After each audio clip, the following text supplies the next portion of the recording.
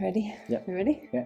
So my name is Vicky and this is my husband Steve, and this is our story. When I first met Steve, I didn't know at the time that he was already on drugs, and he had underlying issues and a gambling problem. And at times I really dug in there because I knew that he was there, the person that I wanted to be. But then at other times I also saw the person that I didn't want to be with. But I stayed, and I did it for many years and put all the stuff that I didn't want to see in the back of my mind, so that I just saw the person that I wanted to be with, and we got married, and we enjoyed some really good times, but we also had the bad. And then we had a son that's now 3, and when he was 8 weeks old, I couldn't do it anymore. I couldn't be at home by myself. I couldn't have the added stress, and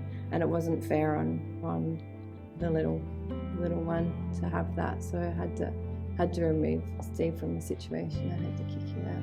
Yeah, which is the best thing that Vicky had ever done or done for me, and that's what helped me and helped turn my life around. See, I was trapped in a world that I didn't want to be in, and from a young age there was some early trauma that happened in my life. But where it all kicked off and where it all started was I dragged one of my best mates up into North to play football with me, and there was an accident up there, and he was killed. And I couldn't handle the stress. I couldn't handle this, and I'd never touched a drop of alcohol or drug in my life to that day. I was big into my sports, and I walked into a casino that day because I was alone, and I had my first beer, and then a few beers later I realised that the pain started going away, and then I'd start gambling, and then suddenly my world was just, I'd forget about everything that was going on. And because of the guys I was hanging around with up there, just one thing led to another. Next thing you knew, I was into the drug scene, and for me, just everything, I could forget about all my pain, and I'd forget about all my hurt. And unfortunately, when I met Vicky, although I didn't want to be this person, I was already a person who had to cope with this pain and had this mask, and I didn't want anyone to know who I really was deep down or what I was hiding. And unfortunately, I dragged my beautiful wife into this world with me, and I didn't know how to get out. And it wasn't until she kicked me out and put me down to my very bottom that I went searching, and I had to find a way to be what was going on inside of me. So when Steve left for Perth, because we lived in Adelaide at the time, it took him a while to get there, but he realised that he needed help, and he needed big help, and we looked into rehabs, and that's when we found Shalom. And Steve left for Shalom on a plane, went into Perth where he knew nobody, but he knew that you had to be there.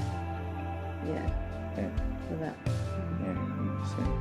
Yeah, I did, and I had nothing left, and I knew that I had to do something. So I finally come over to Shalom, and yeah, that's when my life turned around. And for anyone that's going through what it is, just that lie that we believe that no one, that you're not good enough, or that you can't actually speak it out, or you can't talk to anybody about what you're going through, or that lie that you think you're the only one that's going through what you are. You're really not, and you need to talk about it and speak it out and share, because there are hundreds and thousands of people exactly in our boat. As I learned, I thought I was the only one stuck in all this, but there really is help out there.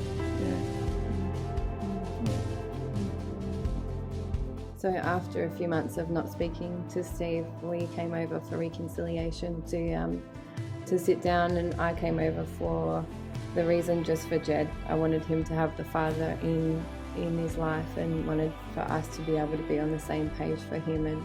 And when I came over and I met Steve for the first time off drugs ever, I knew that I just had to give this another go. I knew that he was finally the person that I wanted him to be, and for us to be a real family, we had to give this a go. So we moved over about 6 months later, and Jed was 18 months old, and we came over with 2 suitcases. That was all we came over with, and we moved into temporary accommodation.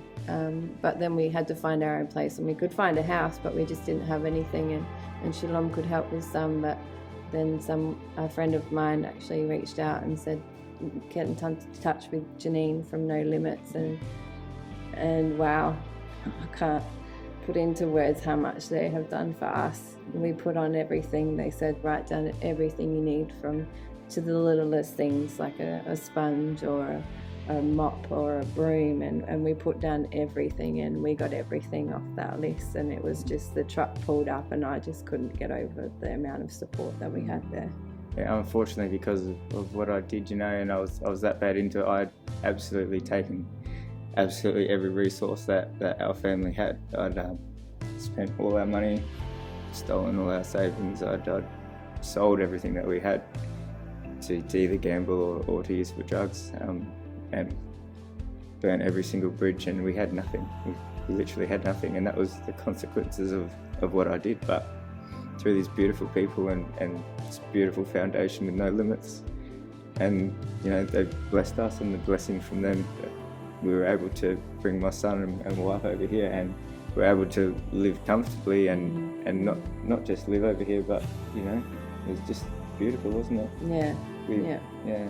No stresses of all the little stuff. We could actually work on us and work on rebuilding the foundation and making new memories, and that was one less thing that we had to worry about. Just made it so seamless to move forward. Didn't have to worry about all these stresses and how we're going to get this and how we're going to get food, or how we're going to survive, or how we're going to get a bed.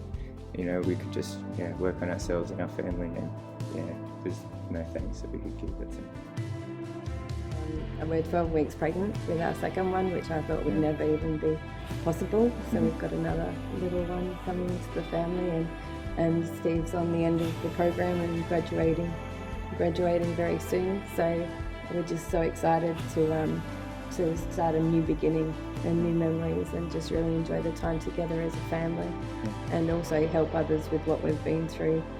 It's just it's not until you go through it that you really understand it, and I think we've just been given the story to now be able to share with others and come alongside others to just keep them in it and keep going, because you can get there. And I had to learn that you can't enable. I couldn't enable him. I couldn't give him everything he needed, because at the time I thought that's what I needed to do, but that's what made things worse. I had to actually close the door. I had to actually stop, and I had to actually love him, but hurt at the same time. I had to push him away, because he had to hit rock bottom by himself to actually realise to change. And that was probably one of the hardest things I had to do, but also one of the strongest things I did, because then I also could work on myself, get myself back up, because I lost myself along the way.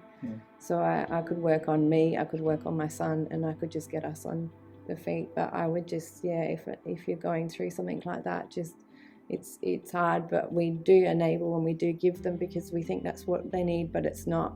They actually just need to close the door, and they need to realise for themselves.